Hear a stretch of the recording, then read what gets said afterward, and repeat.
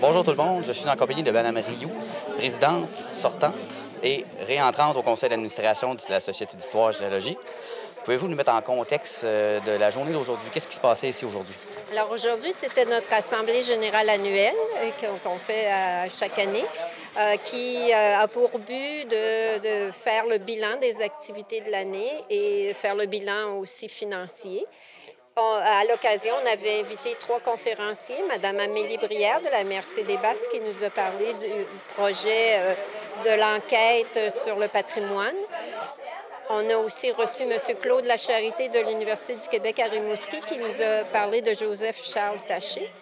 Et finalement, Pierre Rioux nous a parlé de la généalogie et des moyens d'aller trouver plus d'informations que la liste de noms lorsqu'on fait une généalogie. Alors, ce genre de réunion-là a lieu à chaque année et on reçoit les membres et la population intéressée par notre société. Et est-ce que l'Assemblée était à votre goût? Il y avait assez de gens? Oui, on avait autour d'une 50aine de personnes, je dirais. Et puis, les conférenciers ont été très intéressants et ça a été une très belle rencontre. On a pu parler, entre autres, de notre projet sur lequel on a travaillé pendant toute l'année, le projet du courrier de Trois-Pistoles, dont les gens ont probablement entendu parler et qui vont pouvoir aussi voir des images de numérisation, le résultat de la numérisation du courrier à travers notre page Facebook que les gens peuvent aller consulter sous le nom de la Société d'histoire et de généalogie. Alors, j'invite les gens à venir nous rencontrer sur l'espace sidéral. Parfait. Donc, on vous met le lien en bas de l'écran et on vous le met dans la description sur le web. Vous allez pouvoir consulter la page Facebook de la Société d'histoire et généalogie de Trois-Pistoles. Merci beaucoup, Mme Rioux. Merci. Donc là, vous voyez en haut, eh bien, c'est indiqué état des résultats. Donc, vous avez le comparatif de l'année 2017 avec l'année 2018. Donc, moi, je vais surtout discuter de l'année 2018, la colonne de gauche. Donc, on peut constater un bénéfice de l'année de 932 $. Donc, si je vous décris au niveau de chacun des montants, chacun des comptes, au niveau de la subvention de la ville de Trois-Pistoles, 3 600 $. Subvention du gouvernement, c'est 6 240 $. Après ça, cotisation annuelle, 5 240 $. Livres et répertoires, 4 861 $. Revue Écho des Basques, 694 $. Généalogie et recherche, des revenus de 153 $. Des dons de 2 178 $. Photocopie, 137 $.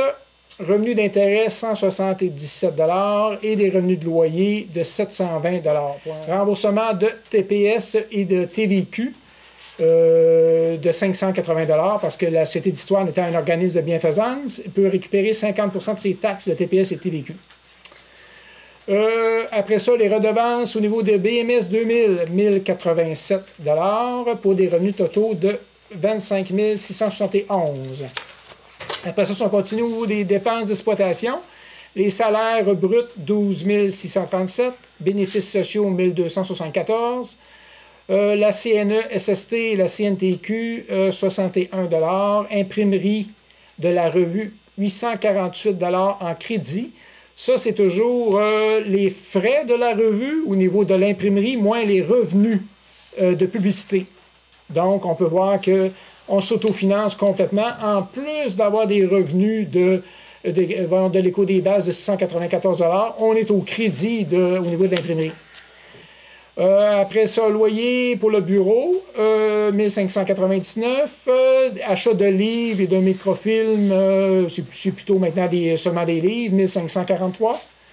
Au niveau des frais de bureau et des papeteries, 4 905 $. C'est sûr, si on compare avec l'an passé qui avait 1 256 $, ce qui fait le 4 900 $, c'est surtout 2 500 $ d'achat de scanners qui a fallu pour numériser justement le courrier, autant papier qu'au niveau négatif.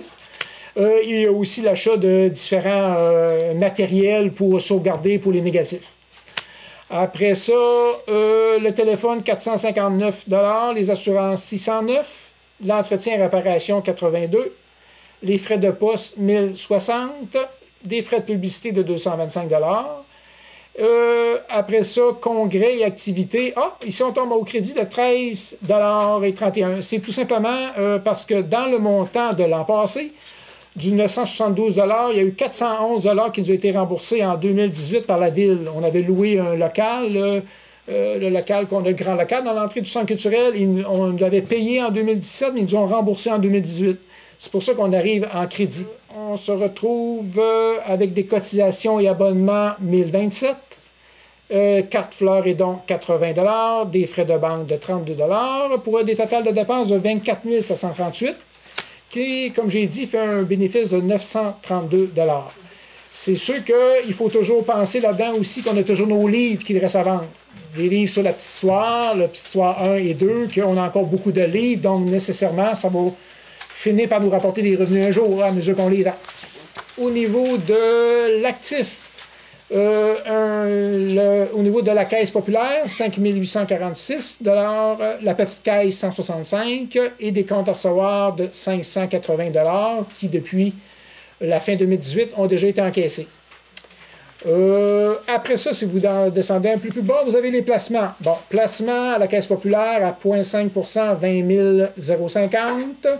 5 000 $ à 1,4 % et des placements à 1,2 % pour 10 000 $. Ça, ceux qui sont les plus gros taux, c'est ceux avec qui sont non rachetables. Donc, il faut attendre qu'ils viennent à échéance avant de les avoir, alors que l'autre, le 20 000, c'est un montant qu'on peut avoir quand on veut.